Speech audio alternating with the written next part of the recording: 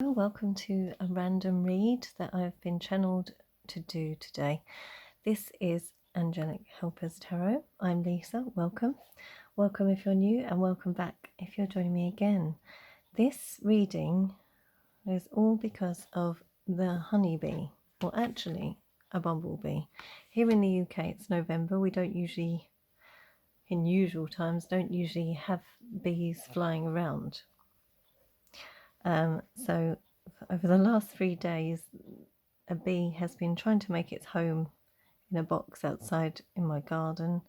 It's also a moment ago, just as I was about to start the readings, the love readings, I heard it outside the window. It's probably not the same one, but I heard a bee outside the window. So I've decided to get my messages from your spirit animal guides, oracle cards, and also had a Google of the symbolism of the bee. I will pull some other oracle cards and tarot just to have a look to see further what this message may be.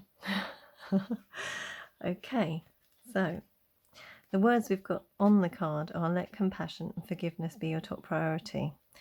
But what I found also when I looked and did some research is that when you're hoping to manifest abundance into your life, calling on the bee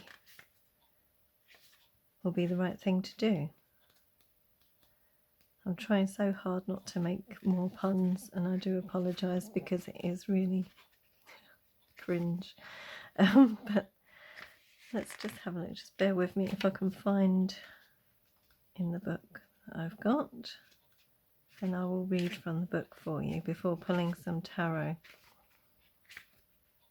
So whoever's watching this now is meant to watch it. This is a timeless reading for all signs. Whoever wants to watch, whoever wants to find out, let me know in the comments below if it resonates, or if you've been seeing the humble bumble bee.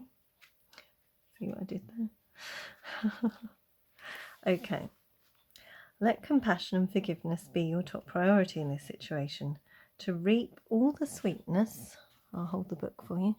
To reap all the sweetness that life has to offer, focus on compassion and forgiveness. Compassion means that you have heartfelt empathy for the suffering and misfortune of others, yet remain somewhat detached so that you don't take on their sorrow and distress as your own.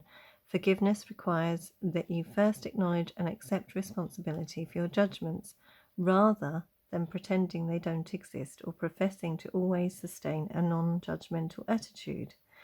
The next step is to release those judgments,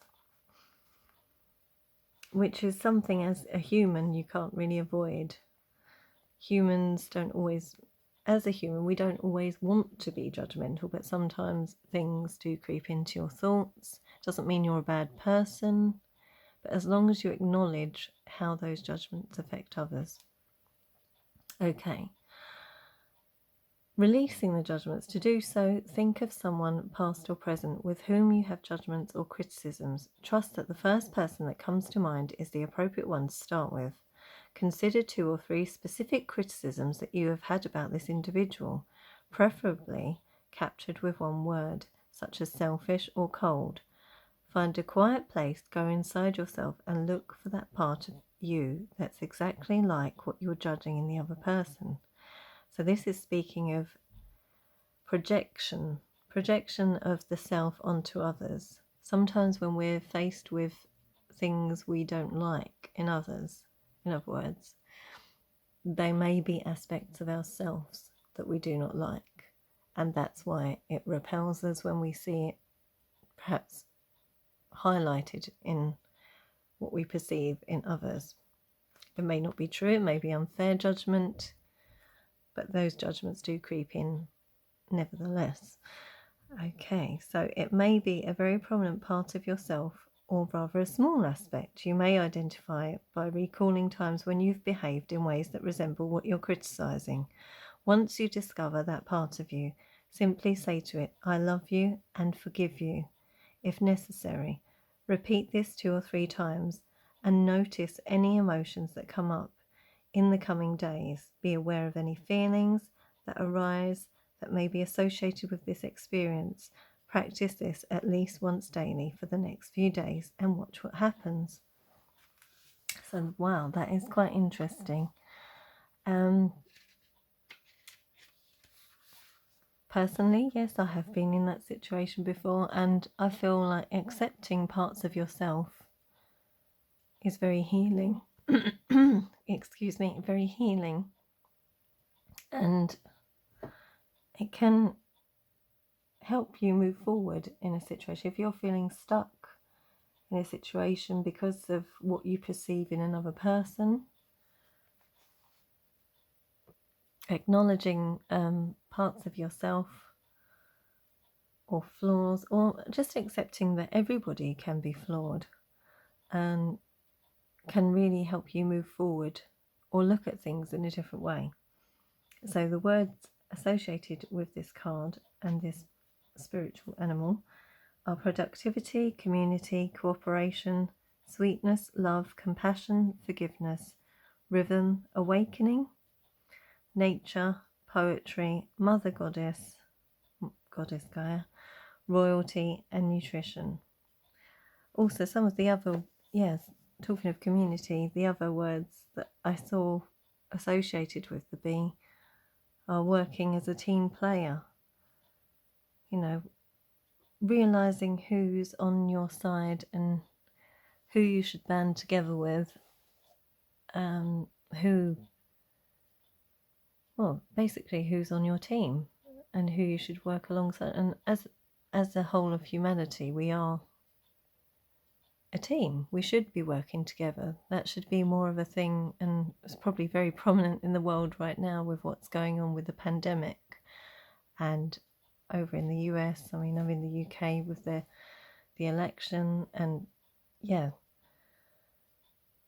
the new president-elect is talking about working together, uniting the US. I think the whole world would do much better if we could unite and work together rather than working against one another and criticizing. That would be amazing. Let's pull some cards before I waffle on. I've just got some Psychic Tarot here. What's on the bottom? New beginnings, passion ignited, Ace of Wands. Yeah, creative new beginnings. We are soon moving into the dawn of Aquarius, the age of Aquarius, the dawning of the age of Aquarius. And yeah, times are changing. Aquarius is represented in the tarot, the traditional tarot, by the Star card, which is a card of healing. So I feel it's very prominent right now, but that's something we all try and focus on. Not only for ourselves, but for others. We need healing so much right now. Right, universe, angels, spirits and guides. Like I say, if this resonated, do leave me a comment below.